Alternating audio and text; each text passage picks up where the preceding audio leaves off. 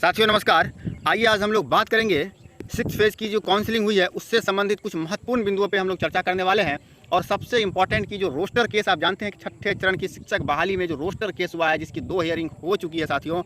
और यही एक ऐसा केस है जो छठे चरण की पूरी बहाली पे एक बार फिर से तलवार लटका सकता है और जिसका सीधा असर जो है 7वें चरण की शिक्षक बहाली पे भी देखने को मिलेगा। तो हम लोग एक एक करके सभी बिंदु पे चर्चा करने वाले हैं साथियों। तो आप इस वीडियो में पूरा बने रहिए। आइए हम लोग चलते हैं। देखिए साथियों, ये आज के प्रिंट मीडिया का न्यूज़ है और यहाँ पे देखिए साथियों कि इस न्यूज़ में क्या है। देखिए, आप जानते हैं कि छठे चरण की शिक्षक बहाली जो है वो ऑफलाइन तरीके से बहाली हुआ था और इसमें बहुत व्यापक रूप से फर्जीवाड़ा हुआ है साथियों। और ये फर्जीवाड़ा का अभी सिर्फ रुझान आ रहा है साथियों, इसका परिणाम आना बाकी है। अभी तो सिर्फ रुझान है। तो आइए देखते हैं क्या है। कहता है कि ये देखिए गोपालगंज जिले का है, सिर्फ एक जिले की हालात ये है साथियों। जी हाँ साथियों, ये दांत तले उंगली दबाने पे विवश और मजबूर कर देगा, इतना अधिक फर्जीवाड़ा हुआ है छठे चरण में।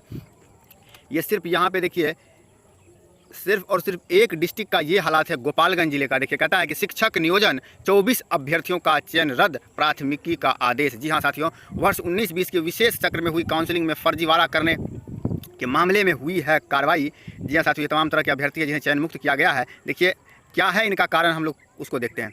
थोड़ा शॉर्ट में इसको पढ़ लेते हैं, फिर उसके बाद फाइनल ओवरऑल कंक्लूजन पर भी बात करेंगे। आप पूरा वीडियो में बने रहिए। कहता है कि शिक्षक नियोजन वर्ष 19-20 के विशेष चक्र में हुई काउंसलिंग में फर्जीवाड़ा करने के मामले में कार्रवाई करते हुए कुल 24 अभ्यर्थियों को चयन मुक्त कर दिया गया है। इनमें से 23 अभ्यर्थियों के खिलाफ स्थानीय थाना में जो है प्राथमिकी भी क्या किया गया है, दर्ज करा दिया गया है। देखिए मैटर क्या है ना, हम लोग उस मैटर को पहले देख लेते हैं। यहाँ पे देखिए करीब 1095 अभ्यर्थी चयनित किए गए थे विशेष चक्र के काउंसलिंग में।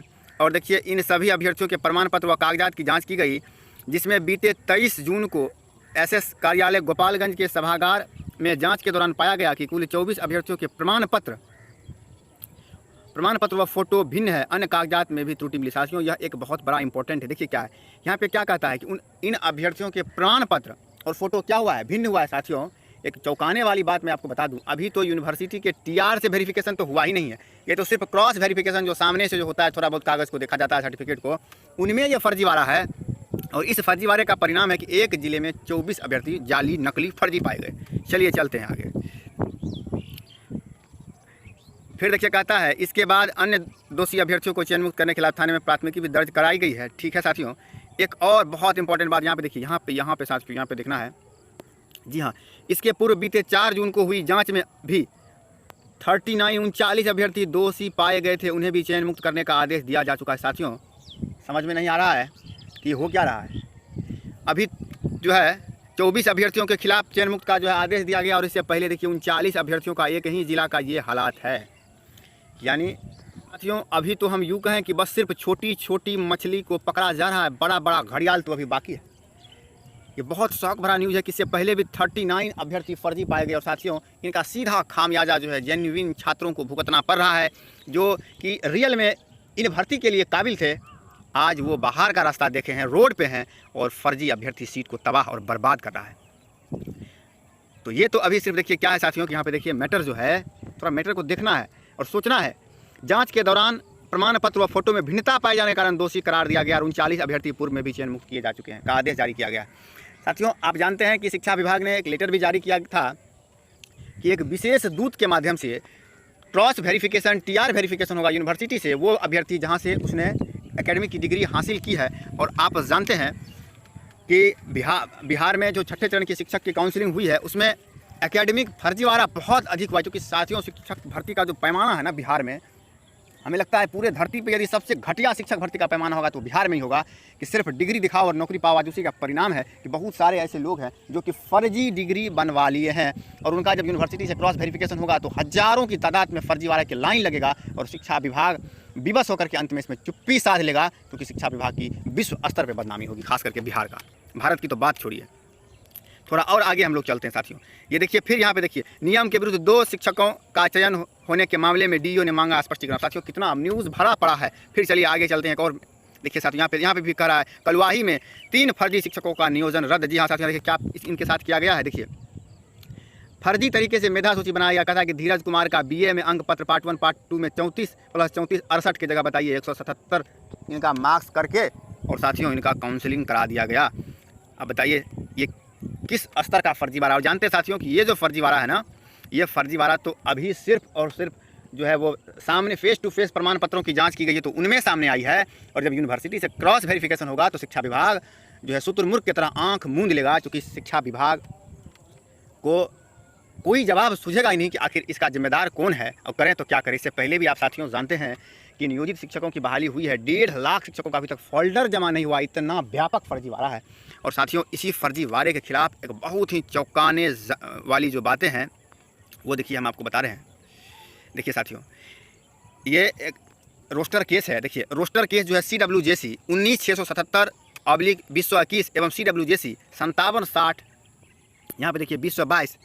देखिए ये केस में क्या मांग है। देखिए यदि साथियों इस केस की जीत होती है ना तो क्या परिणाम निकलेगा। मूल विज्ञापन रद्द करते हुए टर्मिनेट किया जाएगा। जी हाँ साथियों, यानी कि जो मूल विज्ञापन है ना, ठीक है, उसको क्या कर दिया जाएगा, रद्द किया जाएगा और उसके साथ टर्मिनेट किया जाएगा। पुनः मूल विज्ञापन में क्या होगा, आपका संशोधन होगा और महिलाओं की अनुपस्थित सीटों पर पुरुषों को क्या मिलेगा, मौका मिलेगा। आप जानते हैं कि बिहार गजट में भी इसकी चर्चा थी कि महिलाओं की रिक्त सीटों पर उसी कोटि के पुरुषों को मौका दिया जाए, इससे पहले भी मौका मिला था।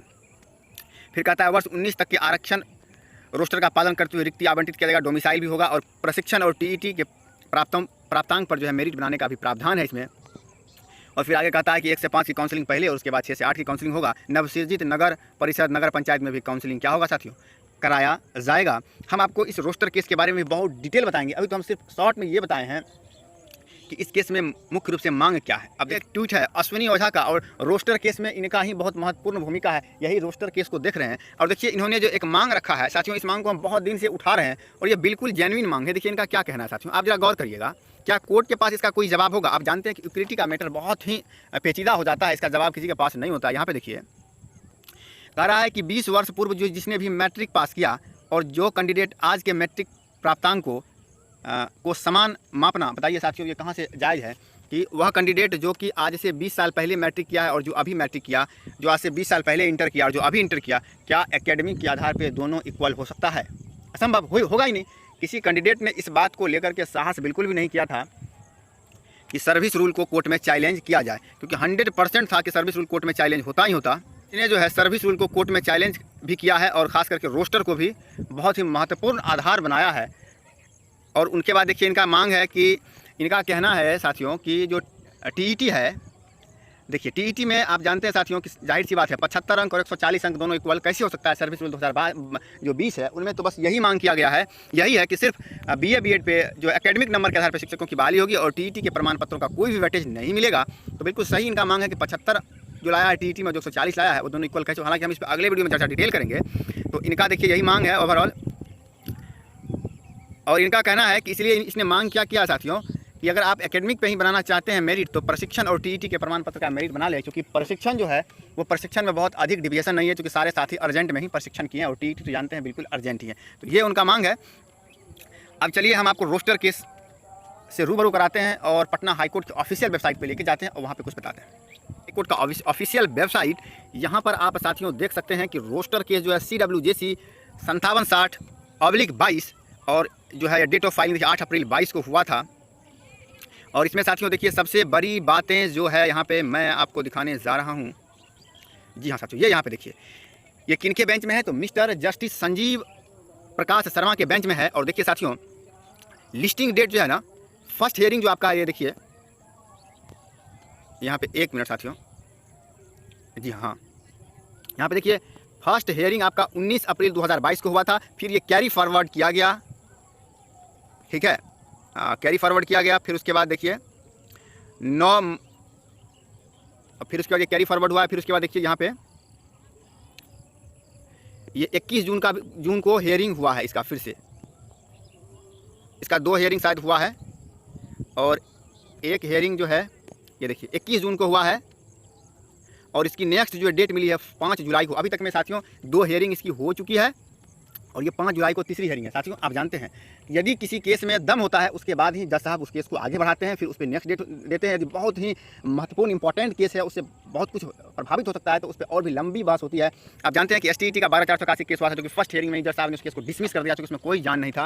लेकिन रोस्टर एक ऐसा केस है जिस केस की 2 हेयरिंग हुई है और जो है इसकी एक और हेयरिंग 5 जुलाई को जो है डेट दिया गया। देखिए साथियों, ओवरऑल हम इस पर बात कर रहे हैं कि इसमें हुआ क्या है। साथियों, आप जानते हैं कि पूरे बिहार में कहीं भी रोस्टर का सही से पालन नहीं हुआ है। पूर्णिया डिस्ट्रिक्ट की हम बात करते हैं, आप देखेंगे पूर्णिया जो है नियोजन इकाई की ऑफिशियल साइट पे तो बीसी का, यूआर का, ये सब सीट पूरे जिला में 0 है और ईडब्ल्यूएस का सीट वहाँ पे जो है लगभग 9 सीट है। अब बताइए साथियों कि यूआर का सीट, उसके बाद बीसी का सीट 0 कैसे हो गया और ईडब्ल्यूएस का सीट 9 कैसे हो गया। ये एक ही नहीं, पूरे बिहार का यही हालात है। और यहाँ तक कि कोर्ट में जब जज साहब ये बात पूछे तो सरकारी एजी ने कहा कि नहीं, बिहार में कैसा जिला है, जो उन जिला का नाम हमें याद नहीं आ रहा है, किसी एक जिले का जो है जिक्र किया गया था कि नहीं यहाँ पे इस जिले में 100% रोस्टर का पालन हुआ है। साथियों, आप जानते हैं कि 38 जिला है और एक जिला में रोस्टर पालन होने से तो काम नहीं चलेगा, और उसके बावजूद भी वहाँ भी सही से रोस्टर का फॉलो नहीं किया गया है। जज साहब स्पष्ट रूप से कहें कि पूरे बिहार का रोस्टर का PDF हमें दिया जाए। ये तो कुछ भी नहीं है। इससे भी इंपॉर्टेंट साथियों कि सुप्रीम कोर्ट का जजमेंट है। आप जानते हैं कि बिहार सरकार ने इतना चालाकी किया। साथियों, राजस्थान में एक जनजाति है लोहार जनजाति, जिसको लोग गारी लोहार के भी नाम से जानते हैं। साथियों, उसको केंद्र सरकार ने SC में शामिल किया है। अब बिहार सरकार ने कितना चालाकी से उन्हीं लोहार को SC में शामिल कर दिया, जबकि जो लोहार जाति बिहार में है, ये लोहार जाति बिहार में BC में आते हैं, यानी कि उनको पूरे देश में वो BC कैटेगरी में है। और नीतीश कुमार ने इससे पहले उसको EBC में रखे हुए था, लेकिन जैसे ही राजस्थान के गाड़ी लोहार जो जनजाति है, उनको जैसे ही SC में शामिल किया, बस राज्य सरकार ने चालाकी दिखाते हुए यहाँ के लोहार जाति को भी SC में शामिल कर दिया। अब जो SC के जेन्युइन लोग थे उसने इस मैटर को लेकर के सुप्रीम कोर्ट में चैलेंज किया। सुप्रीम कोर्ट का जजमेंट है कि बिहार सरकार ने SC को जितना भी आरक्षण दिया है तत्क्षण सभी लाभों से उन्हें वंचित किया जाए और उनको निरस्त किया जाए। आप जानते हैं कि 6ठे चरण में भी लोहार जाति के बहुत सारे ऐसे कैंडिडेट जो SC में जॉब कर रहे हैं। अब इनका जवाब तो किसी के पास भी नहीं है। साथियों, ये तो बहुत हम शॉर्ट में इतना बता रहे हैं, पूरे ओवरऑल बातें करें तो बहुत बड़ी जटिल समस्या है। और ये रोस्टर केस एक ऐसा केस है कि जिसका जजमेंट अगर आता है तो 6ठे चरण को फिर से पूर्णतः तबाह कर सकता है और 7वें चरण की बहाली काफ़ी डिले हो सकती है।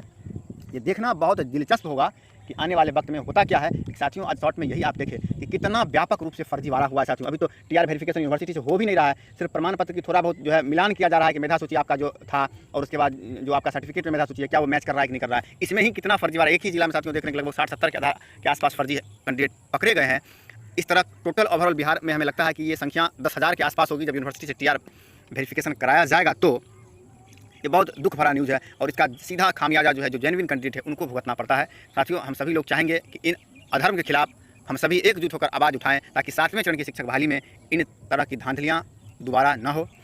तो उम्मीद करते हैं साथियों कि आज जो भी मुद्दा था हम उनसे रूबरू कराए आपको। उम्मीद करते हैं ये वीडियो आपको पसंद आया हो। यदि पसंद आया तो लाइक करना मत भूलिएगा और चैनल पर पहली बार है तो सब्सक्राइब अवश्य कर लीजिएगा। वीडियो देखने के लिए आप सबों का बहुत बहुत धन्यवाद।